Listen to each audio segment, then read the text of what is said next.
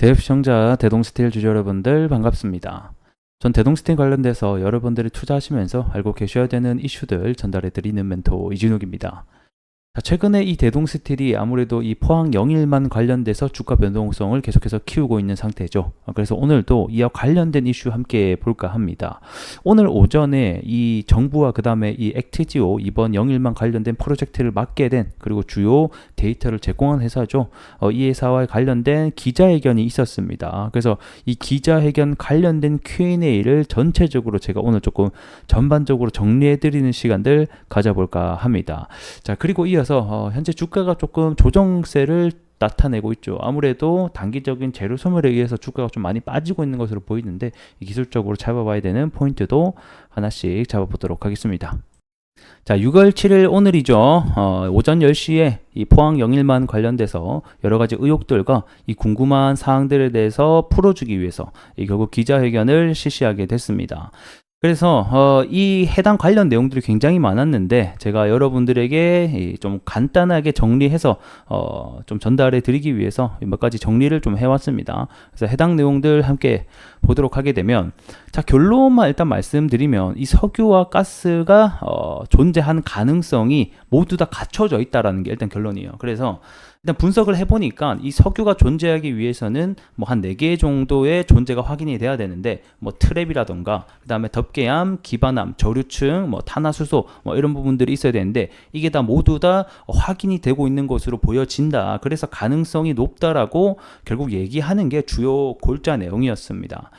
자, 그리고 이제 질문을 했던 내용 중에 이번 석유가 발견될 가능성이 20% 정도라고 했는데 높은 건가? 라는 질문이 있었습니다. 요거는 제가 앞전에도 말씀을 드렸는데 일반적으로 이 석유가 발견될 확률이 뭐 10%에서 뭐 한 15% 뭐 요 정도 된다라고 해요. 그래서 20% 정도가 이 동해에서 가능성으로 점쳐졌다라는 것은 굉장히 그래도 좀 확률이 괜찮은 편에 속한다라고 또 제가 설명을 드린 바가 있는데, 일단 답변은 이렇습니다. 최근 20에서 25년간 발견된 이 유정 중에서 이 가장 큰 매장량이 있는 게 이 가이아나라는 매장량 하나 있어요. 그래서 이 나라가 굉장히 작은 나라인데 이 석유가 발견되고 나서 지금 현재 굉장히 좀 떼부자가 된 나라가 하나 있습니다. 그래서 이때 당시에 이 프로젝트가 여기에 이제 그 엑스모빌이랑 그 다음에 현재 발표하고 있는 이 액트지오의 이 대표도 같이 참여를 했던 기록이 있습니다. 그래서 그때 당시에 나도 참여를 했었는데 가능성이 16%였다. 근데 이거를 조사를 해보니까 그때 당시 발견했었던 이 가이아나의 매장량 그 트랩 구조, 지질 구조와 그 다음에 이 동해에서 발견된 트랩 자체가 굉장히 유사하다. 그래서 그만큼 석유와 가스에 대한 가능성이 높다라고 얘기하기 했습니다. 자, 그리고 또 이어서 보게 되면, 자, 이 동해 석유의 가능성을 높게 한 평가한 이유 뭐냐 이렇게 놓고 봤을 때 본인들이 20% 성공 가능성이라고 했는데 이 말인 즉슨 80%에 대한 실패 가능성이 있다. 여기서 어느 정도 실패 가능성에 대한 부분도 같이 얘기를 했었죠. 요게 이제 말이 나오게 되면서 주가가 갑자기 급락을 빡 하는 또 이런 일이 있었는데, 뭐 어쨌든 간에 그래서 자, 만약 이게 유망 구조가 1개에서 2개 정도가 나타났다고 하면 자기네들 시초까지 안 갔을 거다. 여기서 말하는 유망 구조라는 게 뭐냐면 일단 석유와 가스가 자원이 있을 것으로 예상되는 지층 구조를 얘기를 하게 됩니다. 그래서 얘네들이 이제 시추를 하기 전에 뭐 지진파라든가 다양한 이런 것들을 보내가지고 그 양상을 관찰해서 지층 모양을 짐작을 하게 되는데, 이때의 그 지층 모양이 뭐 석유나 자원을 품고 있을 것 같다라는 가능성이 있게 되면 이거를 이제 유망 구조가 있다라고 지역을 치게 됩니다. 그래서 이게 뭐 1개, 2개 정도의 유망 구조가 있었다라면 사실 시추까지 안 갔을 거다. 근데 현재 7개의 유망 구조가 도출됐다. 이 말인즉슨 현재 성공률이 20%잖아요. 자, 그럼 이 말이 뭐예요? 5개 중에 1개는 나올 가능성이 높다라고 판단을 한 거예요. 근데 현재 7개가 발견이 됐으니까 여기에서 1개 정도 나오지 않겠냐 그래도. 그렇기 때문에 결국 시추를 해보는 거다라고 또 얘기를 했습니다. 자, 그리고 정말 많은 의혹들 중에 하나가 바로 이 액트지오 회사죠. 왜 수많은 업체들 놔두고 이런 작은 소기업 액트지오를 선별을 했는가에 대한 답변이었는데, 자, 결국에는 자기네들은 경쟁업체를 했다. 그러니까 4개의 입찰 경쟁을 붙였는데 그 사이에서 이 액트지오 측이 이 기술적인 측면과 가격적인 측면에서 우수했기 때문에 우리 그냥 액트지오 뽑은 거다 라고 또 얘기를 하고 있습니다. 자, 그리고 이제 나머지는 대부분 이 액트지오에 대한 의혹들을 굉장히 많이 제시를 하게 됐는데, 일단은 그 회사 주소를 켜보니까 여기에 이제 가정집이 나왔었잖아요. 그래서 이게 가정집인데 맞냐, 이게 과연? 맞다. 그게 사실 우리 집이다. 그래서 이게 뭐냐, 그래서 왜 이렇게 된 거냐 하니까, 지금 현재 이 석유의 생태계가 대부분 사실 인력 감축을 하고 있는 상황이다. 그 말인즉슨 실제로 이 매장되어 있는 석유가 이제는 거의 발견되기가 쉽지 않다 보니까 이 석유 회사들이 전반적인 이 산업 구조상 점점점 내려가고 있는 추세라는 거죠. 그렇기 때문에 특히 이런 우리 같이 이렇게 분석을 해주는 업체들은 더더욱 소기업으로 일하는 곳이 많다라는 게 이쪽의 답변이었습니다. 하지만 우리는 여전히 외부 전문가들이 각국에 존재하기 때문에 믿어달라, 뭐 약간 이런 식의 뉘앙스가 나왔었죠. 그래서 이게 6번 질문과 결국 이어지는 건데, 왜 이런 대기업들 놔두고 이런 의혹들을 받게 했냐. 사실 저도 이게 가장 궁금하긴 했었거든요. 근데 일단은 정부에서 하는 답변은 우리는 입찰 경쟁을 통해서 한 거고, 그리고 얘네들은 시추를 담당하는 회사가 아니다. 그러니까 말 그대로 요게 이제 하나 석유를 파기 위한 과정이 뭐 물리 탐사를 먼저 자료 수집을 하고요. 그 다음에 뭐 전산 처리, 그 다음에 재료 해석, 그리고 나서 유망 구조, 그리고 이제 시추, 뭐 이런 작업들이 있단 말이에요. 그렇게 봤을 때 이런 탐사를 하는 회사들이 보통 크지, 이런 데이터를 분석하는 회사들은 대부분 작게 소규모로 진행되는 경우가 많다. 우리뿐만 아니라 다른 그 뭐 이런 석유를 발견했을 때도 이런 데이터 분석을 소규모 하는 회사들도 많이 진행을 한다. 그래서 너무 걱정하지 말라, 약간 이런 식으로 답변을 하더라고요. 그런 식으로 일단 답변을 해서 우리가 선택이 됐다, 뭐 이렇게 얘기를 하고 있었고, 그 다음에 뭐, 일단은 이제 얘기를 할 때 다른 회기업들도 이번 이 석유 사태에 대해서 관심을 많이 보이고 있다라고 얘기를 하고 있었는데, 요게 이제 기자가 어딘지 그거 말해줄 수 있어? 하니까, 안 돼. 했습니다.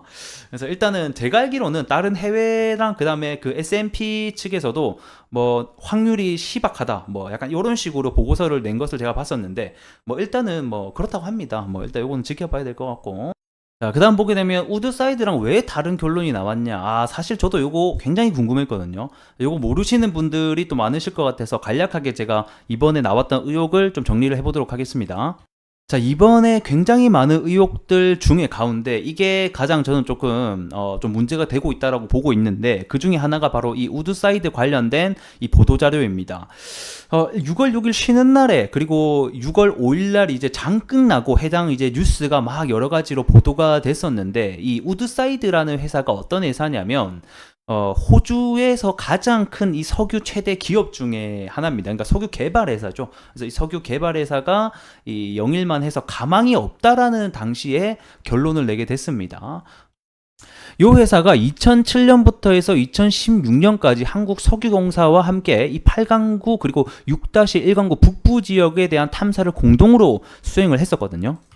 당시에 보게 되면 여기가 8강구고 6-1강구가 여기입니다. 그래서 여기 지역을 같이 함께 어느 정도 유망 지역까지는 안 갔고, 어쨌든 간에 좀 가능성이 높다라는 평가와 함께 거의 한 10년가량을 함께 조사를 했었는데, 결국에는 얘네들이 철수를 했다라는 거예요. 이렇게 큰 회사도 10년간 탐사를 해서 없다라는 결론이 나왔는데, 이 작은 회사에서 어떻게 믿고 진행을 하냐라는 게 주요 의혹들이었었고요. 그래서 그때 당시에 우드사이드가 50%의 이 지분 조건으로 조강권까지 확보를 했었는데, 요거까지 포기하고 철수를 했었거든요. 그래서 23년도 이 반기 보고서에 따르면 우드사이드는 이번 탐사 포트폴리오 최적화하는 과정에서 더 이상 장래성이 없는 광고를 퇴출시켰다라는 보고서를 내기도 했었습니다. 그래서 그 대상 중에 한 곳으로 바로 우리나라가 또 지목이 됐었어요. 그래서 이 의혹에 대한 이 정부의 답변이 있었는데, 첫 번째 중에 하나가 이 우드사이드가 함께 탐사한 지역은 6-1강구 북부 지역과 8강구 지역이라는 거예요. 근데 이번에 나온 유망구조 같은 경우에는 6-1강구 이 중부와 남부 지역의 위주로 탐색을 했었고, 그 다음에 이 위에 있던 자료와 합쳐서 나게 된 결론이다. 그러니까 우드사이드가 빠지고 나서 추가된 자료를 검토를 해서 나온 결과다라고 일단 첫 번째 답변을 했었고, 그래서 우드사이드가 왜 빠졌냐, 여기에 대해서는 뭐 일단 정부는 그렇게 얘기를 합니다. 이번에 그 22년도 6월 달에 이 호주의 자원 개발과 그 다음에 이 우드사이드가 합병을 하는 사태가 벌어졌었어요. 근데 그때 당시에 아무래도 이 경영권이 전반적으로 바뀌다 보니까 얘네들의 포트폴리오 입장에서는 이런 리스크가 높은 사업은 좀 정리를 해야 된다라고 뭐 판단을 한 건지 뭔진 몰라도 결국에는 그런 경영권 조정 때문에 우리나라가 이번 그 사태에 대해서 퇴출이 됐었다. 뭐 이렇게 얘기를 했었습니다. 자, 그래서 다시 돌아와서 결국에는 이번 결론 도출 중에서 우드사이드가 이 경영 합병으로 인해서 뭐 나갔다라고 얘기를 하고 있고, 이번 유망 지역은 우드사이드가 보지 못한 구역도 포함이 되어 있다라고 어느 정도 얘기를 했습니다. 자, 그리고 이제 다 왔습니다. 자, 이 복수의 전문기관에다가 데이터를 맡기면 되지 않냐, 왜 이거 안 맡겼냐 하니까, 이 기밀 유지라는 것 때문에 사실 이것저것에다 맡기면 데이터가 새어나가고, 그리고 뭐 다른 회사도 이거를 막 여러 곳에 맡기는 곳은 못 봤다. 대부분 한 곳을 선정을 해서 같이 협업을 하는 게 일반적인 통상 관례다. 뭐 약간 이런 식으로 얘기를 했습니다. 자, 그리고 이제 마지막으로 제가 가지고 와봤는데, 이건 중요한 건 아닙니다. 왜 대통령이 직접 보고했냐, 아직 확실하지도 않은데 이 가능성 가지고만으로도 대통령이 보고할 사항이었냐, 이런 그 정치권에서의 어떤 문제들이 많았거든요. 일단 하는 말이 뭐 중대한 사항이기도 하고, 다른 나라에서도 이 석유 관련된 대통령이 직접 보고하는 사례들이 있다. 이렇게 좀 간단하게 정리해 보도록 하겠습니다. 뭐 결론은 가능성이 높으니까 시초해보자 라는 게 결국에는 결론이 됐다, 이렇게 알고 계시면 될 것 같네요.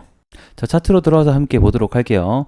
자, 일단 우리 대동스틸이 이번에 상승을 하게 된 이유 먼저 보게 되면, 대동스틸 같은 경우에는 이 포스코의 열연 지점 판매점 중 하나입니다. 그래서 뭐 관련된 열연 제품들을 판매하고 있는데, 이번 시추 관련돼서 이 시추공 옆에 이 강간이라던가 이 철강이 사용된다라는 소식 때문에 한 차례 상승이 나왔었고, 무엇보다 이 대동스틸의 판매 지점 중에 하나가 이 포항에 위치해 있다라는 소식 때문에 이 관련주로 편입이 됐다, 이렇게 생각해 주시면 감사할 것 같습니다. 자, 그리고 오늘 이제 이 해당 기자회견이 있고 나서 주가가 조정세를 보이는데, 이 대동스틸뿐만 아니라 이 모든 관련주들이 현재 좀 하락을 형태를 좀 띠고 있습니다. 대표적으로는 뭐 현재 대장주였던 동양철관, 요런 애들도 같이 좀 하락세를 보여주고 있고, 뭐 대표적으로 석유 관련주들이었던 한국석유라던가 이런 애들도 전부 다 하락세를 띠고 있는 모습을 우리가 확인해 볼 수가 있습니다. 그래서 일단은 단기적으로 이번 주에 이벤트가 2개가 있었기 때문에 이벤트가 끝남으로 인해서 단기적인 조정세에 들어갔다, 이렇게 보시면 될 것 같고요. 1차적으로는 원래 여기 가격대를 좀 안 깨주는 게 가장 베스트였어요. 그래서 어제 여기 가격대에서 지지를 받고 한 차례 주가 반등이 기술적으로 나와줬고, 오늘은 여기 가격대를 깨게 되면서 이제 실망 매물로 좀 전환이 됐다, 이렇게 보시면 될 것 같고요. 1차적으로는 여기 이제 그 매물대가 많이 쌓여있기 때문에 여기서 단기적으로 한 번 더 기술적 반등이 나오는지 여부가 우리에겐 더 중요한 관점이, 그리고 포인트가 될 것 같네요. 자, 일단은 단기적으로는 끝났고, 하지만 이게 중장기적으로는 여전히 이슈가 살아있거든요. 그리고 이제 관련돼서 프로젝트가 진행되기 사이사이에 아마 관련된 뭐 또 뉴스들이 뭐 나올 거예요. 그럴 때마다 기술적 분석으로 단기적으로는 튀어줄 수 있다. 그래서 트레이딩 관점으로서는 여전히 조금 우리가 봐야 될 부분들이 있다라고 알고 계시면 될 것 같습니다. 그래서 이 회사를 뭐 너무 깊게 막 중장기 투자를 하겠다, PBR이 낮아서 저평가라서 보겠다, 이렇게 하시기보다는 단기적인 이벤트와 뉴스로 인해서 뭐 트레이딩 하는 정도로 보시는 게 어떨까 싶네요. 자, 오늘 영상은 여기서 마무리해 보도록 하겠고요. 구독과 좋아요 한 번씩 부탁드리면서 다음 시간에 뵐게요.